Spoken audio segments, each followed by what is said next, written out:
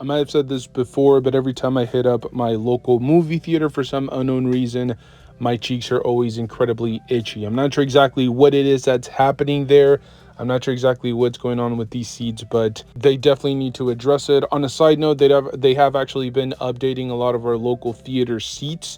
We now have electronic recliners, so my kids are constantly playing with them. They're essentially going to run these seats into the ground. I constantly have to keep telling them to stop, but what do you expect? They're children, and you put an electric remote right on the seat to where they can just be messing around with it.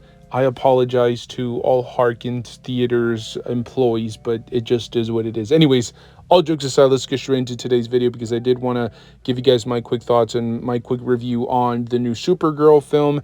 This recently just came out. I was actually there like the second day that this movie got released, and I have to say the DC Cinematic Universe from James Gunn is definitely going to get very interesting moving forward. Now, first of all, I thought that we would talk a little bit about the cast, because they play a huge role in how the film is going to be received. You have Millie Alcock as Supergirl, you have David as Superman, Eve Ridley as Ruthie, Matthias S. as Krem, and then we have Jason Momoa as Lobo, and we're just going to go with Matthias S. because I can't really pronounce his last name. Now, I think everybody played their role to absolute perfection. I know a lot of reviewers and a lot of critics were just really getting on Jason Momoa as Lobo, which I don't really get. I mean, if you guys have watched any of the animated series, and I always reference animated series rather than comic book storylines, because I know most people are not going to go out of their way to read any comic book storylines, but if you watch any of the animated series or any of the animated films, Lobo is usually very over the top. He's very cringe, he's very cheesy, and so I think Jason Momoa perfectly lands or captures the essence of Lobo. I think he did a phenomenal job there. Now, personally, I would have preferred like a younger, more sleek, athletic version of Lobo, kind of akin to his appearance like in the New 52 era from the comic book series. But regardless, he just kind of landed a really good role. Now, in terms of Matthias as Krem, again, he did a pretty good job. He had his moments where he was, again, over the top, but I think most of that had to do with the writing and the directing and just the direction of the film as a whole. But I think he did a really good job. Now, in terms of Millie Alcock, I was very surprised because I really had no experience with her as an actress. I know she's supposed to be in some sort of like Game of Thrones spin-off series, but I haven't watched anything Game of Thrones related, so I couldn't necessarily tell you if she's, really good in those projects or not. This was like my first introduction to her as an actress, and I do feel like she did an absolutely amazing job. I think the entire cast was slotted into a perfect role, and I really don't have many complaints in terms of the acting. I think most of the complaints are going to come at the expense of the writers and the directors here, because I just don't understand some of the choices here. Some of the decisions were incredibly questionable. I already talked about Krem and sometimes his character being a little bit over the top. It just feels like from the moment that Heath Ledger introduced his iteration of the Joker, it feels like so many different villains have tried to emulate that style, and I just don't think it works with every single villain. They did the exact same, or they ran into the exact same problem with Lex Luthor in the Batman versus Superman live action movie. It just didn't make any sense. That's not Lex Luthor. It's basically a really bad impersonation of the Joker, and it just doesn't make any sense. At least in my personal mind, in my personal tiny reptilian brain, it just doesn't capture the full essence of what this villain is supposed to represent, at least in the comic book universe. Now, again, I'm not really too familiar with Krem as a character in the DC universe, but there were moments where the way that he was behaving and the way that he was acting, I didn't feel like it fit his role, at least the way that he was presented at the beginning of the movie. And I felt like he was kind of reaching a little bit too much. But again, I don't think that that's necessarily on the actor.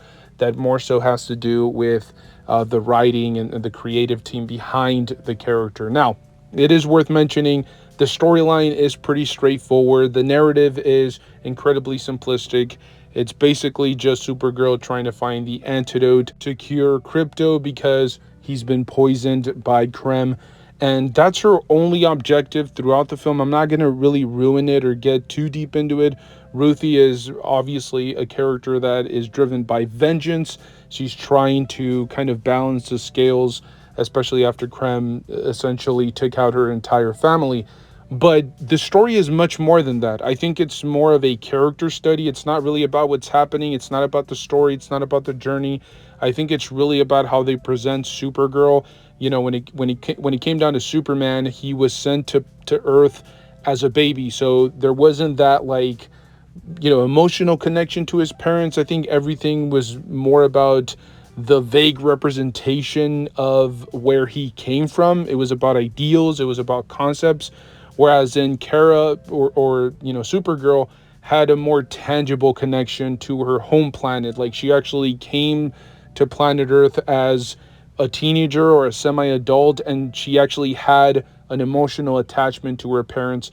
And seeing her parents go through all of that, and you know, seeing her planet be destroyed and her parents pass away, it really struck a chord with her. And at the beginning of the movie, you just don't understand why she's kind of like this douchey, over the top, unlovable character that you just can't connect or relate to. But you know, as I said, the more you delve into the character, you fully understand where she's coming from. And I do feel like that's what makes the movie work, at least to a certain extent.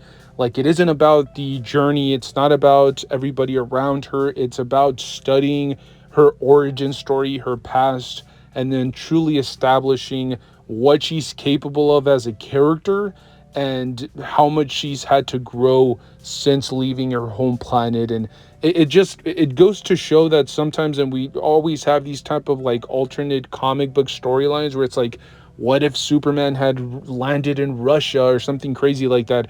And I do feel like Supergirl is a prime example of that style of storytelling where, you know, Superman arrives here as a child and he doesn't fully understand what it was like to grow up in crypto. And with Supergirl, it's the complete opposite. She completely understands the culture. She immersed herself in you know, everything that everything that represented crypto as a planet.